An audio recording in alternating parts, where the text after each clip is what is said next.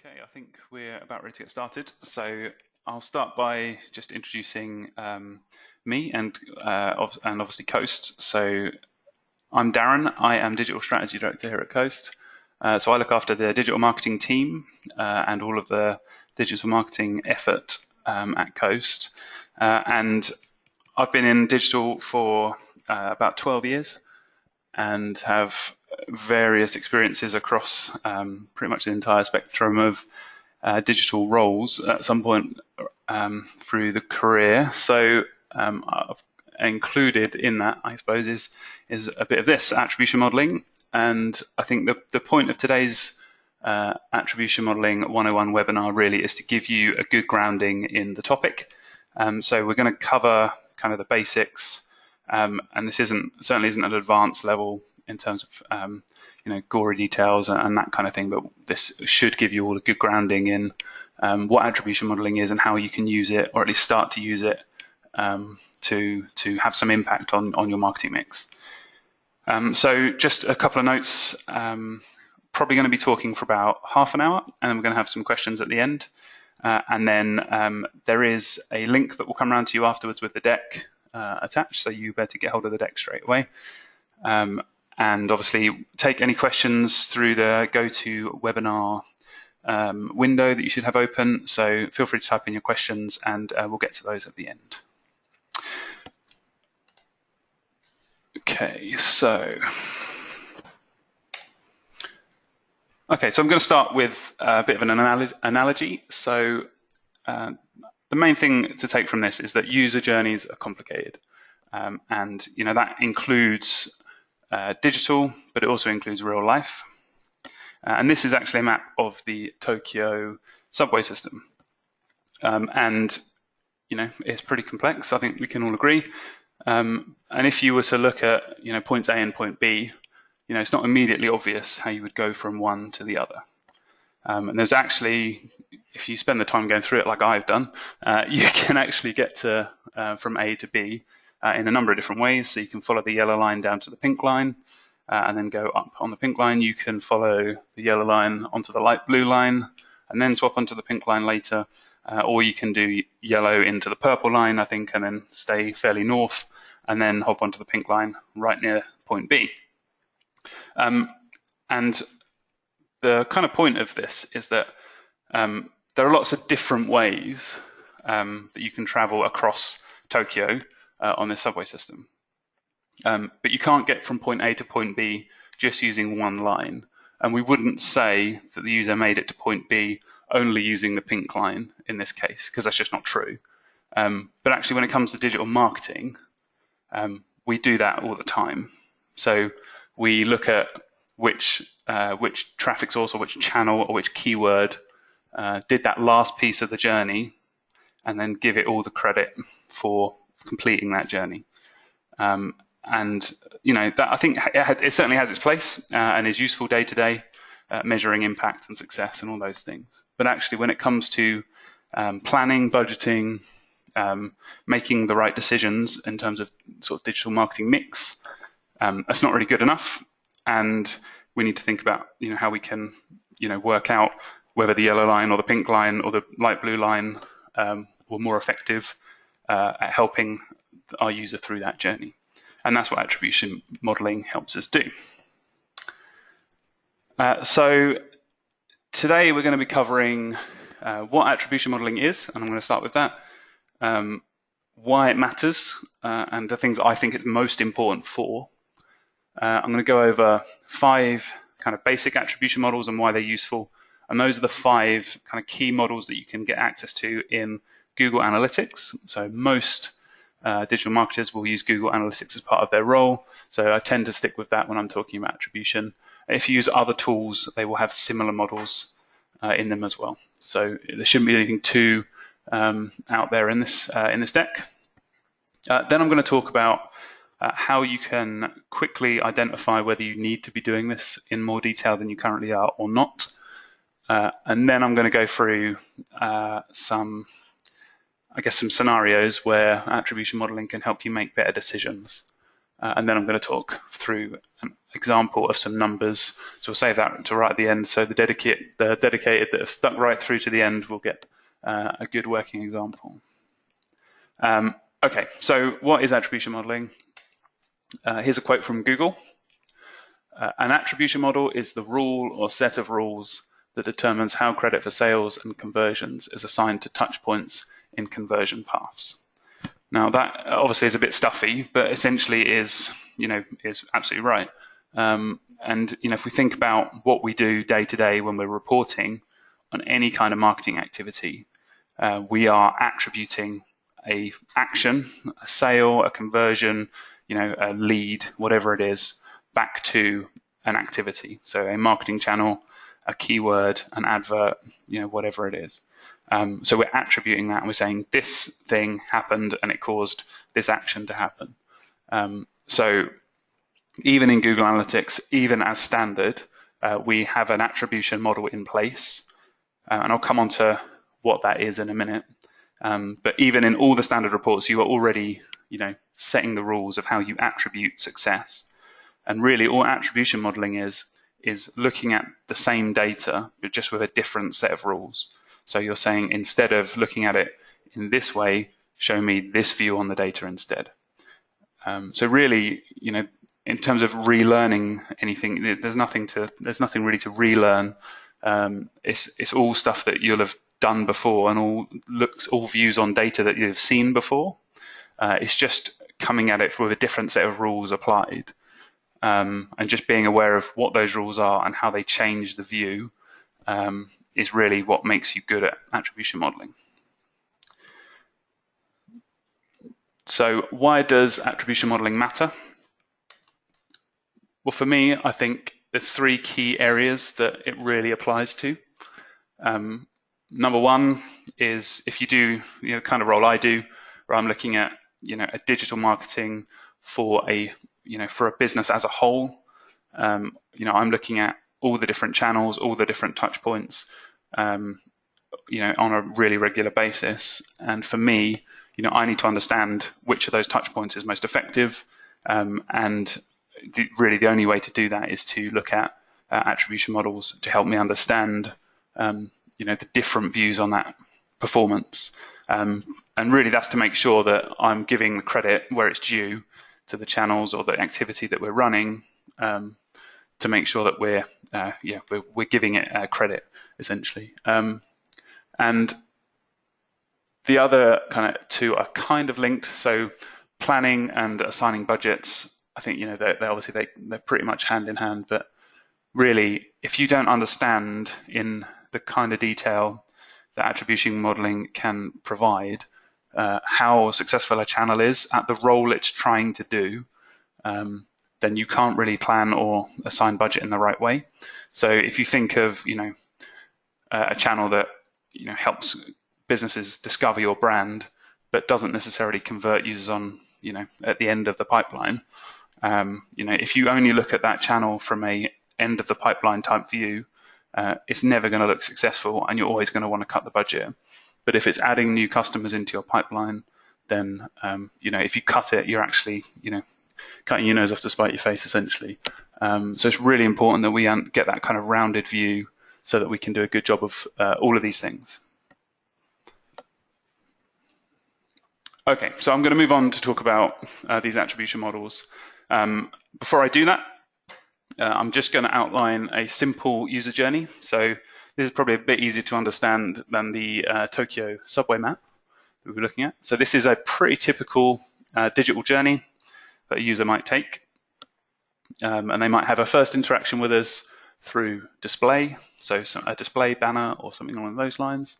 And then later, they might have an interaction with us in generic PPC, where they have identified they've got an issue. They're searching for a solution to that issue on a generic PPC term. Then, later we've got a brand PPC interaction from the same user, and they've come back. They've chosen us as their supplier of whatever it is they're looking for, and they make their decision on the website then, but they come back later, back through a bookmark perhaps, or a link in an email, that that they've been sent, and they get credited essentially a direct conversion gets the is the last interaction. So that's our simple journey. So a first interaction on display, second interaction generic PPC, third interaction brand PPC, and then the last interaction direct, and that's where the conversion happens. So if we use that as an example as we go through these models, you'll see how the rules change and how we assign credit for the conversions. But I guess the question is, looking at this from a standard Google Analytics point of view, if we look in any of the standard reports, in this journey, we'd be actually assigning the credit for that conversion to brand PPC. And I'll come on to why that is in a minute.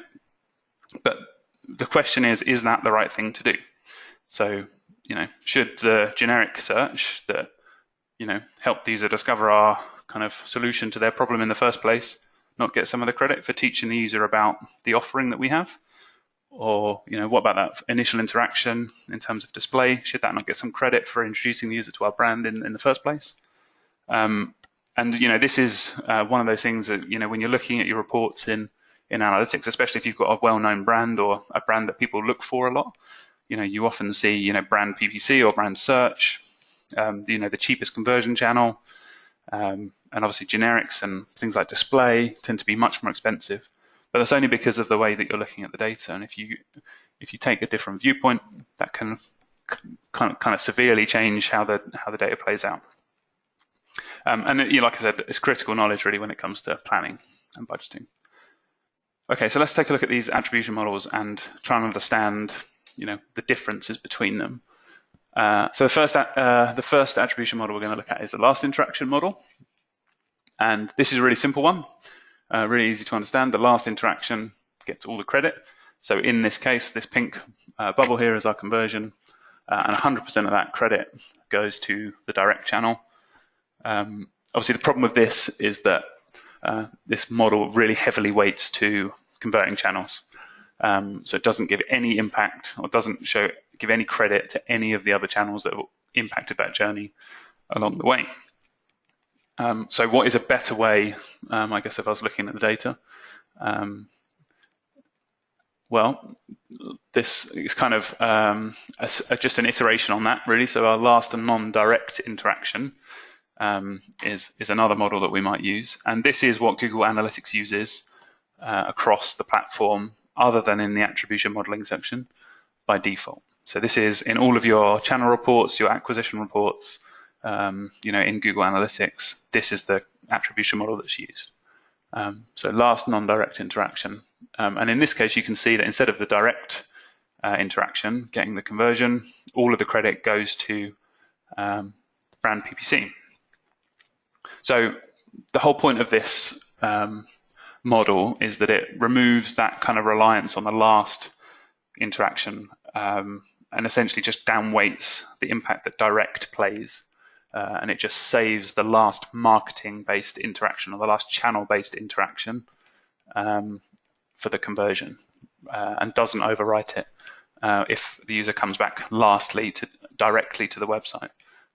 So it's useful from a marketing point of view, and this is why Google Analytics uses this as standard, because it gives a clear view of marketing effectiveness on a sort of at the end of the pipeline, but also doesn't affect kind of true direct conversions or interactions. So if I come to the site directly, if I've picked up a flyer and I just type in the URL that's on this flyer, then that is a direct visit. If I've not been to the site before and I convert on that visit, it will still be a direct conversion.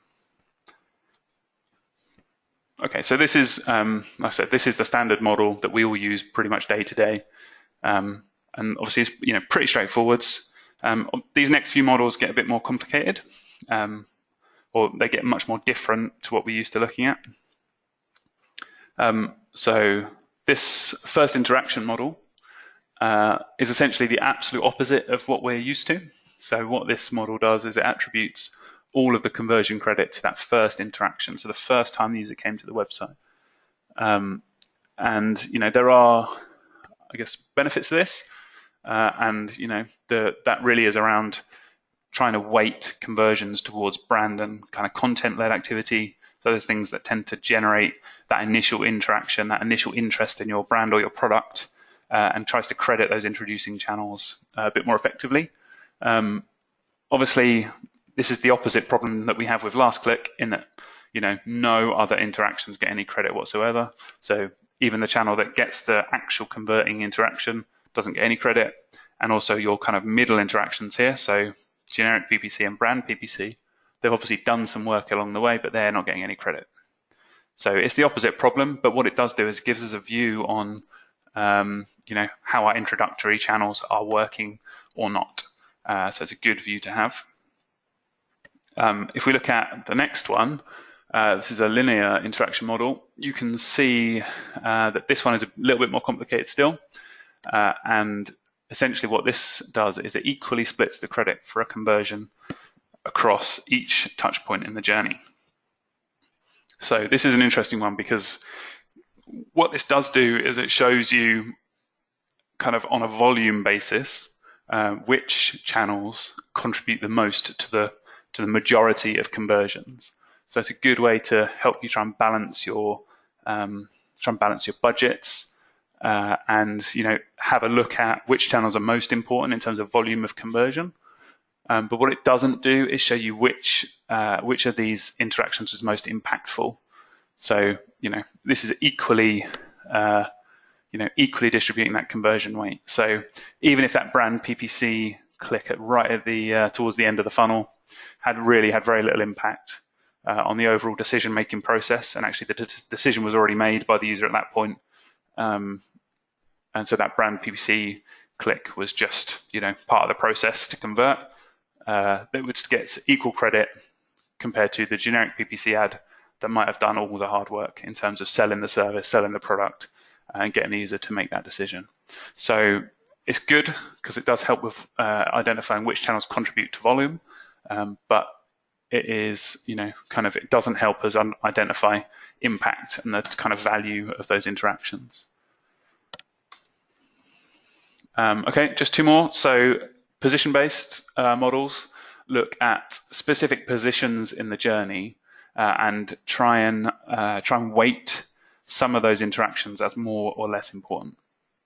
So in this case, our position-based model, again, I think this is a standard in Google Analytics, but what it does is weights 40% of the credit to the first interaction and 40% to the last interaction, so that converting interaction, and then the interactions across the middle of the journey get an equal split of whatever's left. So that 20% that's left is equally split across our two sort of PPC ads in the middle here. And this is a really good one because it does, again, credits all touch points, and it does weight what I would consider to be quite important interactions. So the first interaction, so that discovery interaction, and also the interaction that kind of drove that conversion. So they're both obviously kind of critical to the process. The only problem with this is, if you work in any kind of environment where the decision-making process to become a customer is long, or if there's lots of visits in that or lots of interactions within that journey to becoming a customer, then those middle interactions really do suffer because obviously the remaining credit is spread equally across all of them. So if this actually is a 10-visit journey, then that 20% is spread very, very thinly indeed, and those middle interactions don't get a lot of credit. And again, there's nothing to say that those aren't doing as much work as that initial interaction was. Okay, and then lastly, in terms of models, we've got this time decay model, and this is a bit different to how these work, and isn't really based on like the position of interaction or the the number of the interaction, but it's actually based on how close in terms of time the interaction was to the sale or the conversion. So essentially, it spreads back the weight of that conversion kind of on a curve. So the stuff that's really close to the conversion gets most of the credit, and stuff that's furthest away gets, in terms of time, so the furthest to go in time gets the least. So this is interesting, similar to your kind of last interaction or last non-direct interaction from that perspective. But this is actually quite good from a time sensitivity point of view, because what it does is it takes away, or it downweights some of those interactions that were a long time ago that didn't really impact this short-term thing that's happened. So this is really good if you're running sales or competitions or a short-term, window. So, you might be running an event or something like that, and you're running some activity over that event. And you might want to see which channels have driven the most people in across that event period. This is a really good way to do that, because it kind of strips out all the stuff that's happened before and gives you some really short-term, some good short-term insight into which channels are effective at certain times across an event. So it's really good from that kind of point of view. Okay, so that's the models that we're gonna go through, and like I said, they're not too complicated, and we're not into kind of any real detail yet in terms of how these things work, and we will come on to that. But I think the point of this is, like I said, they're all just different sets of rules that we can use to look at data. The data doesn't change in the background, we're just assigning it in a different way. So how do we justify the need for attribution? So how do I know if I need to be doing more of this stuff that I'm currently doing? So in Google Analytics, there's a report called Assisted Conversions, and there's a little breadcrumb trail at the bottom of this slide, so conversions, multi-channel funnels, assisted conversions. This report, I've made a table here, but this report essentially shows what this table shows, which is the number of conversions on a last click model the channel has had, and then the number of assisted conversions that the channel has had. And that's essentially just in general. So not really applying any attribution models, but looking at how many conversions that a channel has essentially been involved in the journey to conversion. So in this example, display has had 10 last click conversions, but it has also assisted, so driven an interaction in 300 other conversions where the converting interaction was on another channel. So you can see that if we were just looking at this as standard in our Google Analytics reports, we would probably be thinking, actually, our display campaign is not doing anything for us. It's not driving any volume, so it's probably not worth us, running that. Whereas actually, in reality, it's assisting a huge amount of conversions. And if we were to cut it, would we just drop those conversions out of the pipeline from, say, brand PPC or direct? And again, that's really where, like I said, in terms of critical information that you're using when you're planning, this is it. So this is a good way to see if you need to be thinking more about this stuff. And the column that really is most important is this kind of ratio column. So you have in Google Analytics, they give you a ratio of conversions to assists. And it shows you, it's kind of like your conversion rate or your click-through rate. It shows you the percentage, essentially, of or the weighting of assists to conversions. So a channel that has a ratio of 1 converts as many users as it assists. A ratio that's high, like a 30 here, shows that the channel is really heavy on assisting conversions, but doesn't really do much at the last click end of the attribution models. And then channels that are close to 0, so like brand PPC here, for example, 0.2, that is a channel that does a lot of converting, so right at the far end of the funnel, but doesn't do a lot in the way of assisting conversions, so helping push people through that pipeline. So this is a really good way to see if you actually should be thinking about attribution modeling more than you currently do. Generally speaking, if your channels are all pretty balanced and they all assist about the same as they do convert, so that ratio is close to 1 for most channels, then really, attribution modeling, it can still help you, but if there isn't much variation in that, then really upping your budgets in one or reducing your budgets in another probably isn't going to be that different in terms of assists or conversions either, because everything's fairly consistent.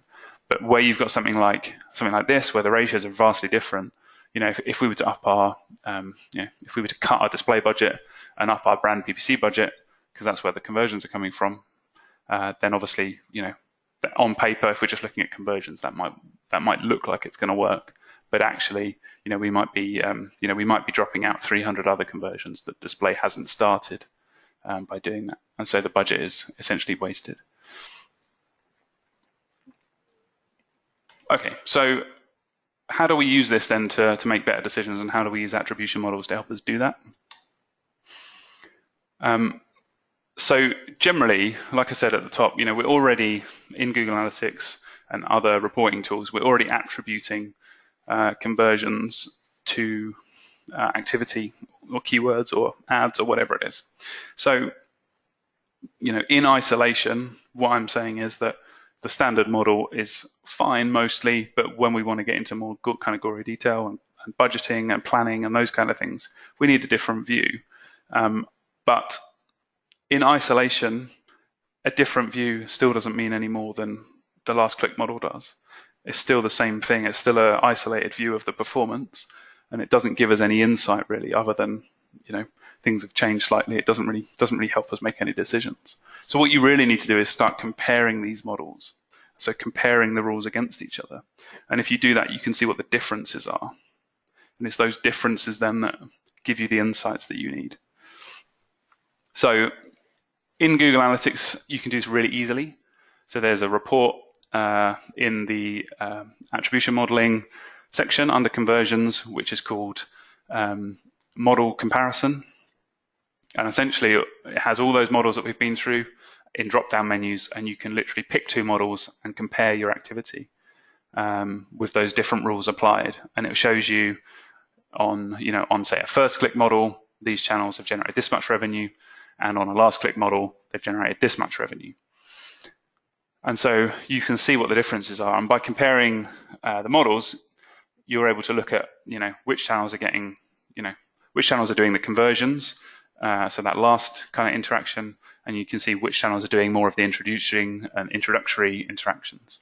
And that kind of difference in performance is what you can then use to help you analyze decisions that you're making and hopefully make better decisions.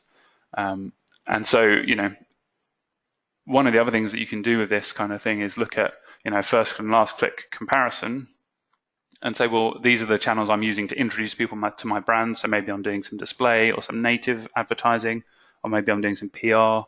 And if I'm looking at those channels in Google Analytics, but I'm not seeing first interaction model success with those channels, then I might be saying to myself, actually, this stuff isn't working. This isn't introducing people to my brand in the right way. So that's where I can start to make a different call on how that activity plays out. So I guess on that note, so when it comes to launching a new product, you're doing a lot of that kind of activity. So a lot of raising awareness, and sometimes it might be that you're launching a product that absolutely no one is even looking for. So a product that perhaps they don't even know they need yet. And it's something that we've come up against a few times. So in that kind of scenario, you're generally planning, because obviously search is not necessarily a thing that people are looking for. So we need to think outside of that. So in terms of content, in terms of native, in terms of social, display, and things like digital PR are all things we might consider in that scenario to try and raise awareness and introduce people to our product. And obviously, all of those channels are really difficult to measure in Google Analytics under the kind of standard report, because what happens is you click through on a native ad, you read some content, you think, yeah, that's great, and then you search for that brand later on and come through and convert, and Google picks that up as a brand conversion. So the actual impact of that native piece that you've done is completely lost. So that's where a first touch or a first interaction attribution model is a really good idea to use, and compare that perhaps against the last interaction model. But one of the other things you can do is understand the journey a little bit. And generally when you're introducing a product, it takes a few interactions with that product before someone really starts to buy into it. So you need to be in front of someone maybe 3 or 4 times. And if that's happening, you really need to understand which of those interactions is the most important. So you can perhaps use a comparison between, say, first interaction and like a linear attribution or like a linear model where it spreads the weight across the journey. And you can see which channels are most effective. Because if you're looking at it like that, you can see which channels are most effective at introducing people to the process. And then along with that, which interactions of all this digital stuff that you're doing to raise awareness are actually pushing people along the pipeline to become a customer.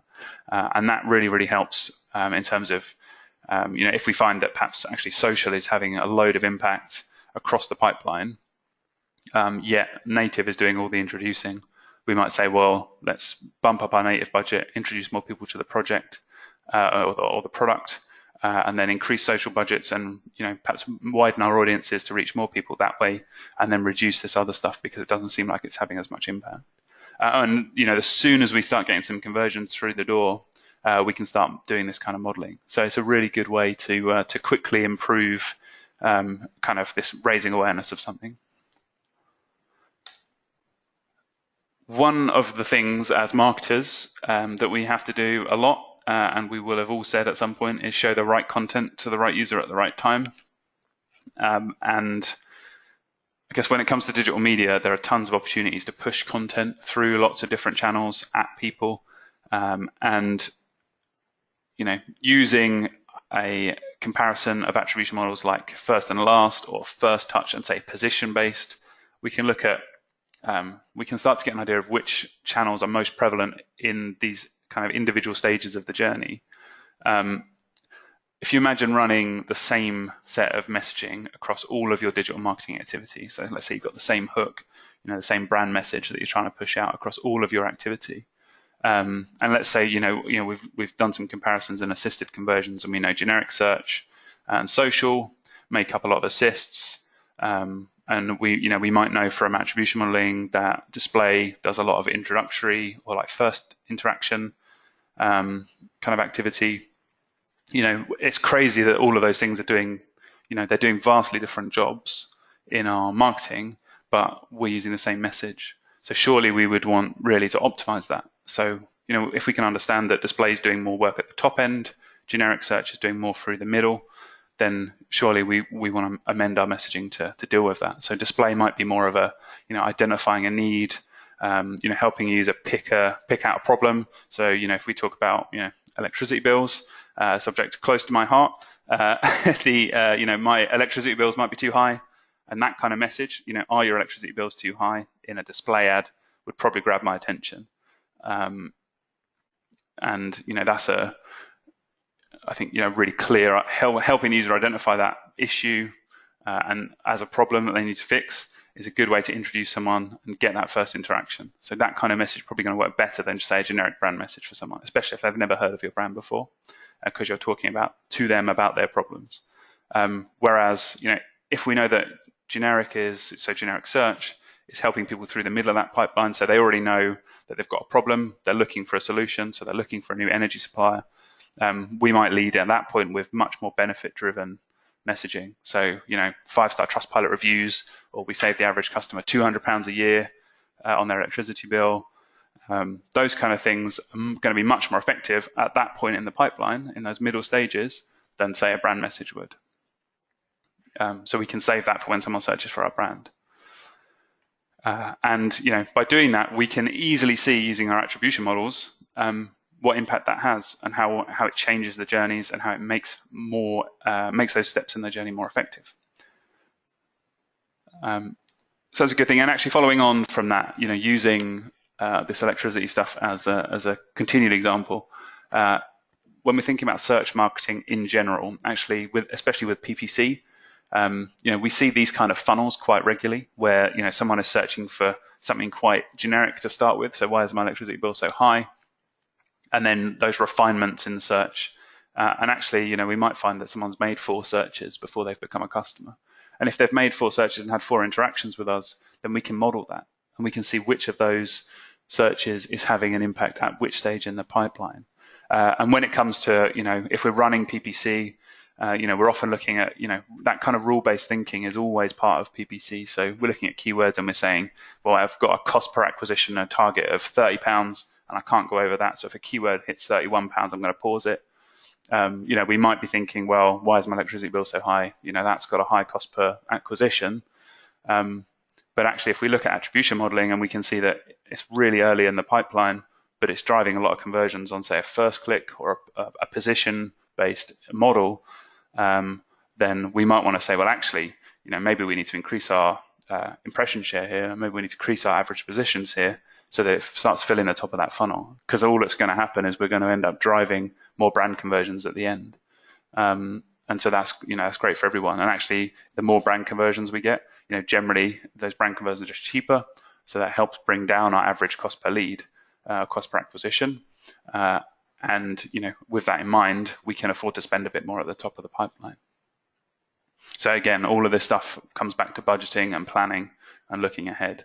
So we want to make sure that we're using this attribution model or attribution models to help us kind of pick these things up and make the right choices. Okay, so I'm just going to run you through a numbers-based example to show you the kind of things you can be looking at to kind of get you started. So actually, what I'm going to do is look at an assisted conversions report. This is entirely made up. And so a bit of a scenario, but using things I've come up against in terms of challenges, in terms of questions I wanted to answer from an attribution modeling perspective. So this is just a standard conversions report from Google Analytics, looking at last click conversions and how much money we've spent, what the cost per acquisition is to get those conversions. So, running down the list, we can see direct is sweeping up in terms of the volume. Paid search is doing pretty well. Cost per acquisition is 76 pence, so it's pretty strong. We might be thinking, there's a lot of brand stuff in there, so it's pretty high volume from that perspective. And that's what's bringing down the cost per acquisition. Either way, pretty good performance. One of the other challenges here might be that, display and perhaps affiliate one on this list, they've only generated, somewhere about, 600 to 700 conversions between them. It's not a huge amount.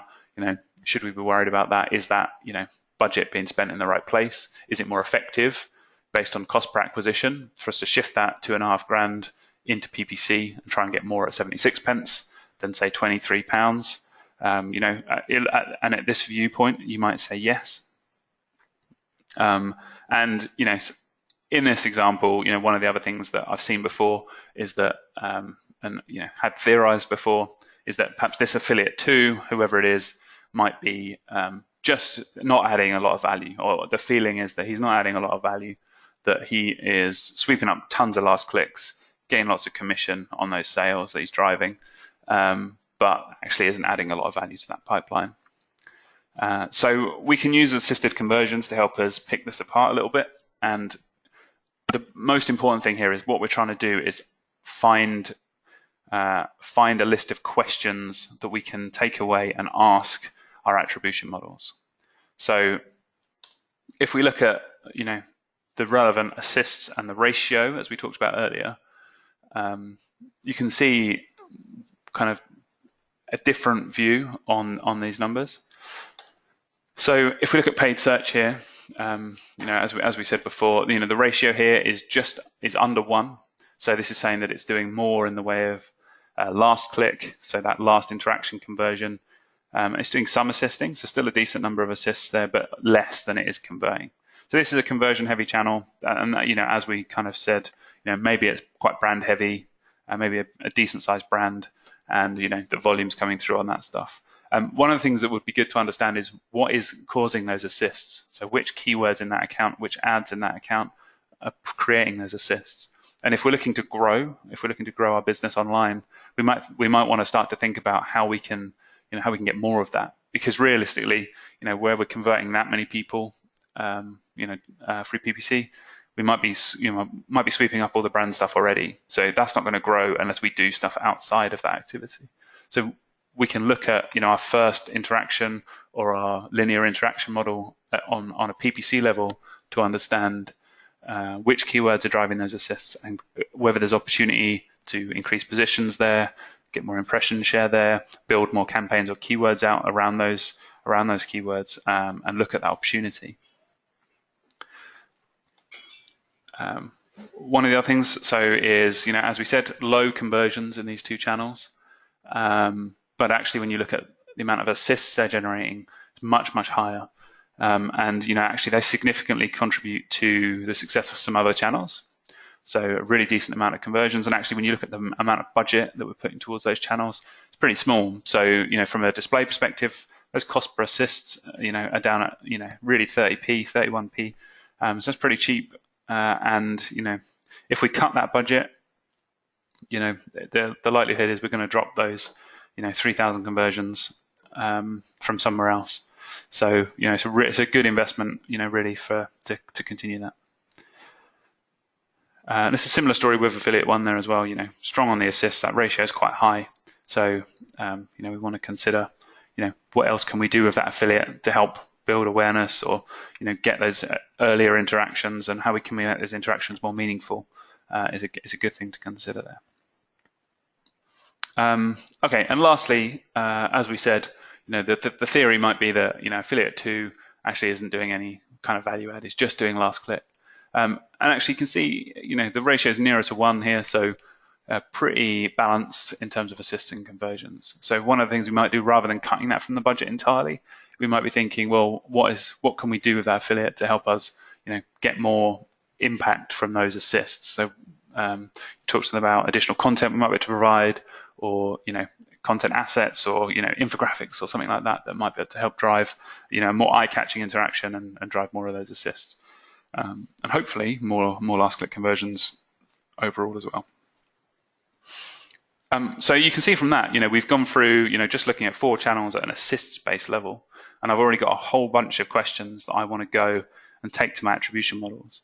And that's really the point of this, is that, it's really hard to do specific examples from an attribution modeling point of view, because, the numbers vary dramatically business to business. And, even, specific challenges, sometimes the numbers vary differently.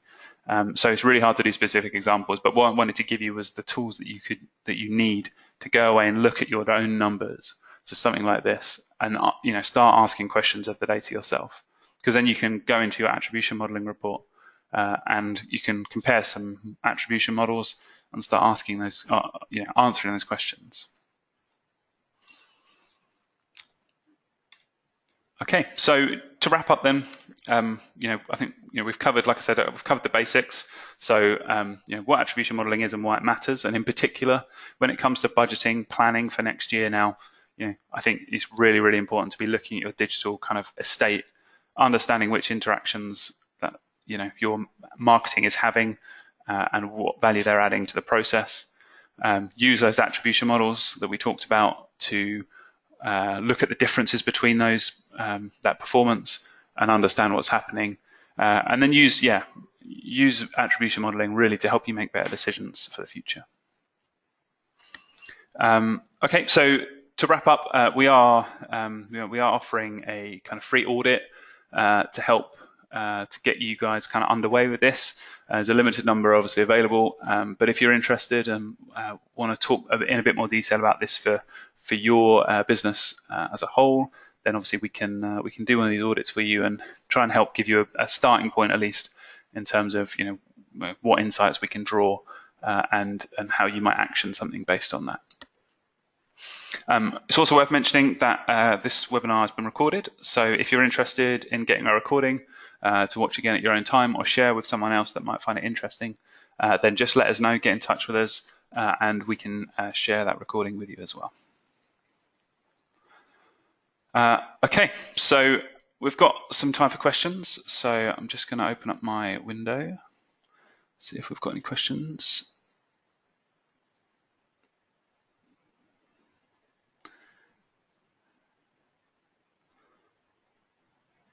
Okay, yeah, that's an interesting question. Okay, so got a question here. Let me see, that's from, I can't see, from Karen. So, would you place a timescale on the point that the first interaction would be fairly credited with the introduction?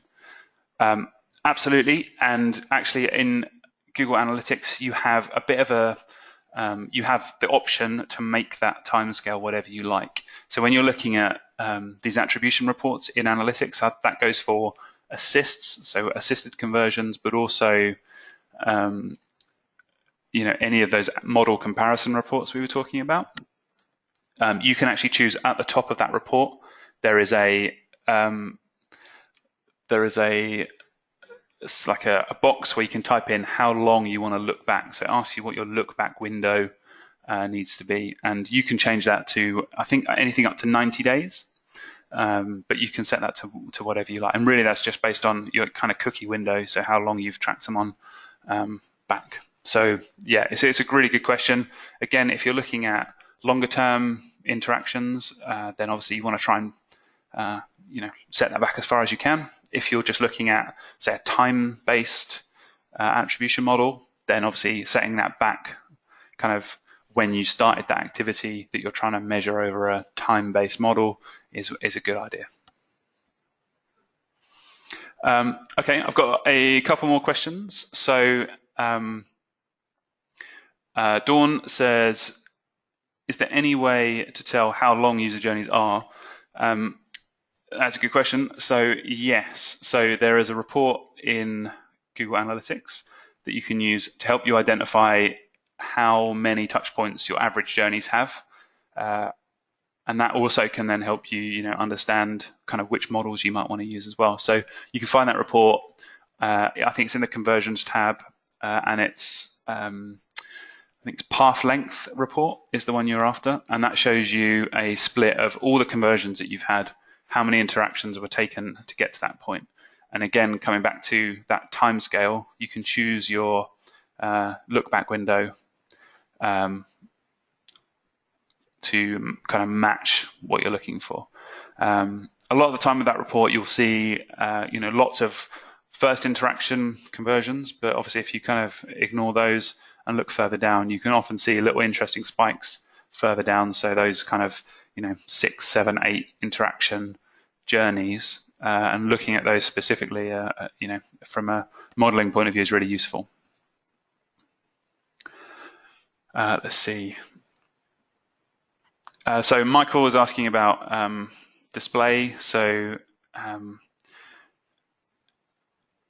let's see. So display doesn't always generate lots of traffic, but obviously does generate impressions. So is there a way to make sure that we can cover that? So obviously that's a good question. So from an attribution modeling perspective, I've talked about Google Analytics today because I think we all understand Google Analytics. And we all probably use it most of the time, and it's a good way. It does essentially visit-based attribution. So it looks at when people come to the website, where did they come from, and then attributes based on that. Display obviously does do a lot more from an impressions point of view and a visibility point of view than some other activity does. So one of the things you might want to consider is using other tools to help you attribute that activity. So other tools out there are available. So ad servers are things you should be trying to use. So things like DoubleClick, we use here to help us attribute our display impressions, and obviously that feeds in as part of the Google Suite as well. So that feeds in nicely with Google Analytics, and allows us to attribute back to impression level. And then we tie in with that, not just display, but things like social and native and all of those other things as well. So we can see a clear view of, the kind of much wider mix. But again, that is where this starts to get more complicated. So we won't go too far into that today. Okay, I think that is it for the questions. If you have any more afterwards, obviously, I'm happy to answer any additional questions or have a chat specifically about your situation after the webinar. So if you're interested, or if you want to talk to me in more detail, feel free to ping me a message, and I'll happily get back to you. So thanks very much for listening, and I'll look forward to hearing from you soon.